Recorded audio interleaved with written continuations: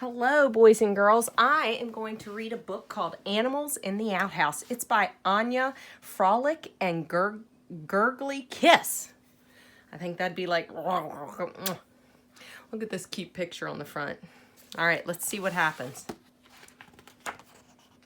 This is called our title page. That's where we find the title of the book and more information about where it was published and stuff like that. At first glance, you might think this day is like any other day in the forest. The sun is shining, the trees blowing in the breeze, the flowers are bright and beautiful. But wait a minute! What is that big, ugly blue thing sticking out of the grass on top of the hill? Why, it's an outhouse! It's the kind of thing they have at the main lodge so that tourists can go to the bathroom, but tourists don't come to this part of the forest very often. Only the animals use this lovely meadow at the edge of the forest. Why would anybody put an outhouse out here? The answer to that question is simple. The new forest ranger wanted to impress his boss. As he was looking around for a project, his dog Hector showed up with rabbit poop on his paws. Then the tourist complained about some strange smell in the forest. That did it. The brilliant idea came to the ranger in a flash. Why not install an outhouse for the animals so they wouldn't be making such a mess of the forest? So his dog got rabbit poop on his foot. Interesting. Oh dear.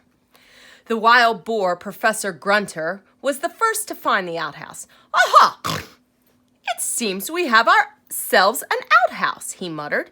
He prided himself on his problem-solving ability and soon figured out that the lid lifted up and that you were supposed to sit on the round part beneath it. Very interesting, he mumbled to himself. I'll be the first to use this tiny thing so other animals will be able to see how clever I am. But the more he thought about it, the more the outhouse worried him. Did he really want to be the first to try to sit on that hole? What if he fell into those deep, dark depths below? Ugh. Nope, he was not going to take that chance. He'd tell everyone he used it. Then he would see what happened when the other animals came along. Professor Grunter spread the word of his success in the outhouse. In no time, the admiring animals assembled in front of the plastic hut, chanting, "Way to go, Professor Grunter!" Not wanting to be outdone by Professor Grunter, Billy the Bear pushed forward to be the next one to use the outhouse. After all, as the biggest guy in the forest, he was not afraid of anything, unless, least of all, a little blue outhouse. Oh dear. And so he worked very hard to impress the others. He stuffed his huge body into the little hut and squashed his great fat bottom onto the little seat. But Billy was so large that the blue plastic outhouse almost burst apart. The other animals had to use their strength just to keep the door shut so that Billy wouldn't come rolling out. Billy was not happy. In this position, he couldn't do what he was supposed to do, but he didn't want all the other animals to know that he was not able to use the perfectly normal outhouse. I'm a little jealous of that toilet paper. Check it out. It's cute. He opened the door and looking the picture of success called out, "Next, please." "Way to go, Billy!" shouted his friends. Prickly the hedgehog was next in line. He had a very different problem. For him, the little outhouse was not too small. It was far too big. He wasn't even able to see the toilet seat, much less figure out how to use it. It must be up there somewhere. But how was he to reach it? Hedgehogs can't climb walls, but he didn't want to admit to the world that he was not capable of doing something as simple as using an outhouse. On the other hand, he did not want to lie to his friends. He'd never been in an outhouse before, so he saw no harm in informing them. "That's a fabulous outhouse, the best one I've ever been in." "Way to go, Prickly!" shouted his friends. Oh, the rabbit. He's really enjoying himself up here. Interesting.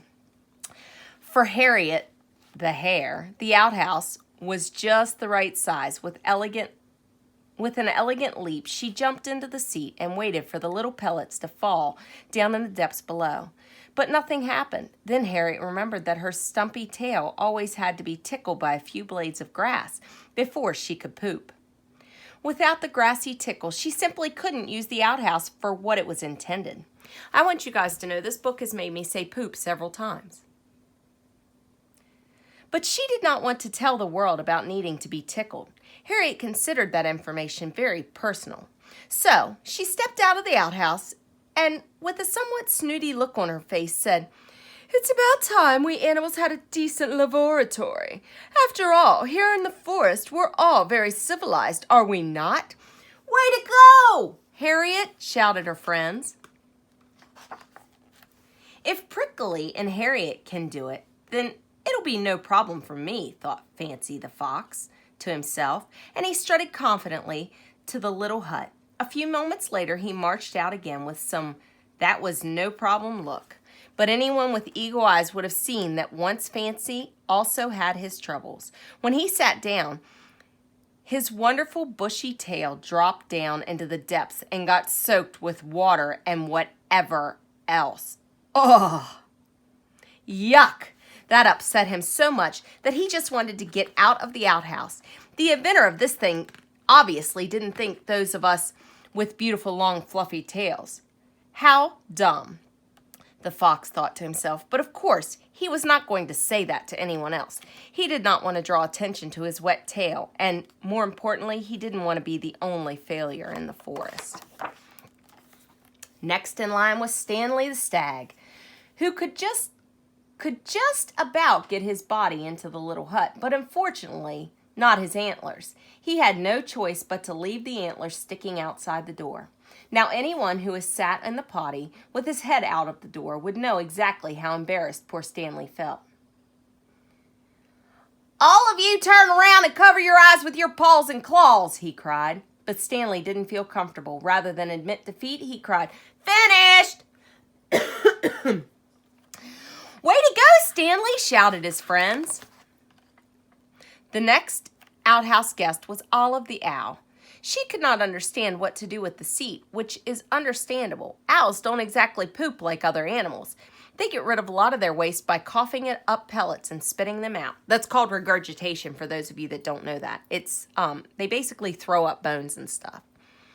This thing just isn't designed right, thought Olive to herself. There is no way I'm sticking my head in there. I am just not doing it.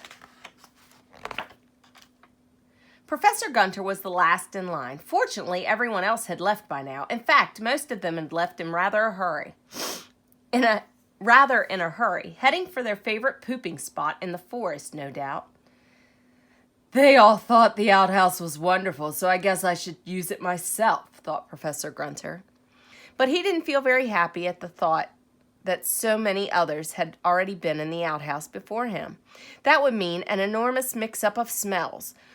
If other wild boars were coming along, he wouldn't even be able to tell that this was his safe place for boar poop. Then the clever professor had an idea. He removed the seat and the lid and carried them to his favorite place. He laid the seat on the grass in a clearing and smelled of wild boar and no one else. Now he could sit here comfortably and read his paper and not worry about a thing. At first sight, anyone can see today was like any other day. As the sun rises, all the animals crowd together excitedly at the edge of the forest.